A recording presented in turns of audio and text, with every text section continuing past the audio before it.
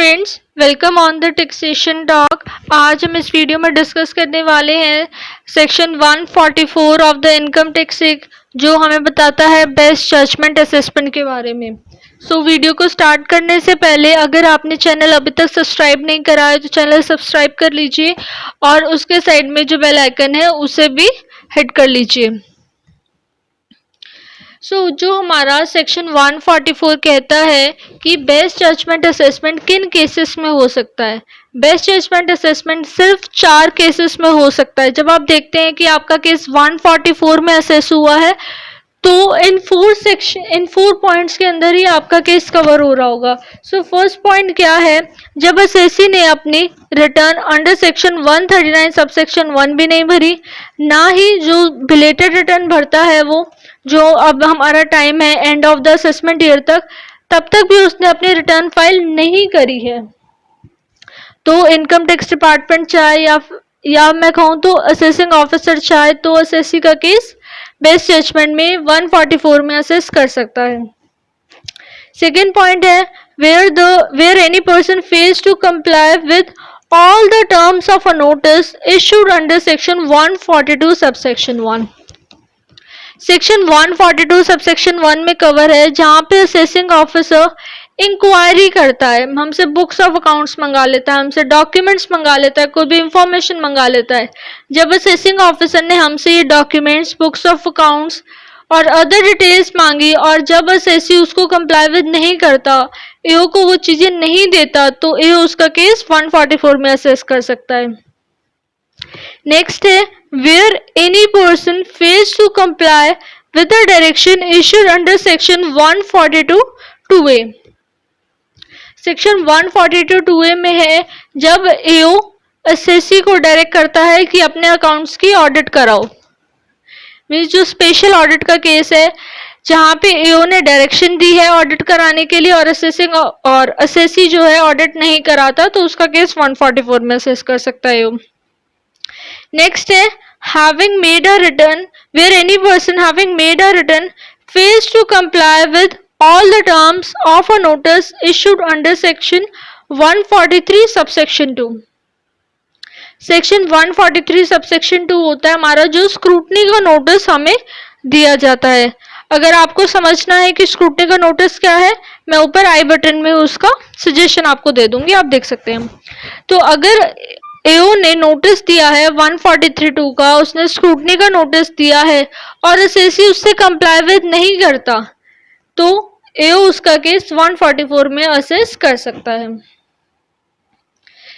The assessing officer, after taking into account all the relevant material which the assessing officer has gathered, shall, after giving the assessee an opportunity of being heard, make the assessment of the total income or loss to the best of his judgment and determine the sum payable by the assessee on the basis of such assessment। ये कह रहा है कि जब ये 4 condition में से कोई भी एक कंडीशन सेटिस्फाई होती है, मीन्स कोई भी ऐसी एक सिचुएशन अराइज होती है एओ के आगे, तो एओ जो भी उसके पास मटेरियल है या जो भी मटेरियल उसने गैदर करा है, तो उसके बेस पे वो एसएससी की असेसमेंट कर देगा, उसकी टोटल इनकम या उसका टोटल लॉस डिटरमाइन कर लेगा। लेकिन ये सब करने से पहले वो एक एसएससी को अपॉर्चुनिटी ऑफ बीइंग हर्ड देगा। अपॉर्चुनिटी ऑफ बीइंग हर्ड में वो पूछेगा कि क्यों एसएससी का केस 144 में असेस ना किया जाए। और इसमें एक चीज आपको और नोटिस कराना चाहूंगी, इसमें अगर आप थर्ड बुलेटिन में देखें तो यहाँ पे है determine the sum payable by the SSC on the basis of such assessment. जब यहाँ पे कह रहा है determine the sum payable by the SSC, it means यहाँ पे एसएससी का सिर्फ only payment of the tax arise होगी, कभी इस असेसमेंट में एसएससी का रिफंड अराइज नहीं होगा। तो यहाँ से हम ये कंक्लूड कर सकते हैं कि ये जो बेस्ट जजमेंट असेसमेंट है ये एसएससी के फेवरेबल असेसमेंट नहीं है, ये डिपार्टमेंट के फेवरेबल असेसमेंट है। तो आगे क्या कहता है ये, provided that such opportunity shall be given by the assessing officer by serving a notice calling upon the assessee to show cause on the date and time to be specified in the notice why the assessment should not be completed to the best of his judgment. ये कह रहा है assessee एओ assessee को opportunity देगा, show को notice देगा, जैसे वो टाइम बताएगा और टाइम बताएगा कि इस डेट एंड टाइम को असेसी आके मिले और बताया कि उसका केस 144 या मैं कहूँ तो बेस्ट जजमेंट में असेस क्यों नहीं किया जाए। बट ये जो बेस्ट जजमेंट करने से पहले अपॉर्चुनिटी दी जा रही है, ये उस केस में नहीं दी जाएगी जहां पे असेसिंग ऑफिसर ने पहले ही 142 सबसेक्शन 1 का नोटिस दे दिया है। जो 142(1) का भी मैंने आपको बताया था कि डॉक्यूमेंट्स के लिए 142(1) इशू होता है, कोई बुक्स ऑफ अकाउंट्स मंगानी है, कोई इन्फॉर्मेशन मंगानी है। तो जब 142(1) का नोटिस एसएससी को ऑलरेडी इशू कर चुका है डिपार्टमेंट, तो वो उसे दोबारा शो कोस नोटिस अंडर सेक्शन 144 नहीं देगा। इन अदर वर्ड्स अगर मैं बात कहूं, अगर एक बार 142(1) का नोटिस डिपार्टमेंट ने इशू कर दिया है तो वही शो कोस नोटिस माना जाएगा। उसके बाद एक और शो कोस नोटिस, एक और अपॉर्चुनिटी एसएससी को नहीं दी जाएगी।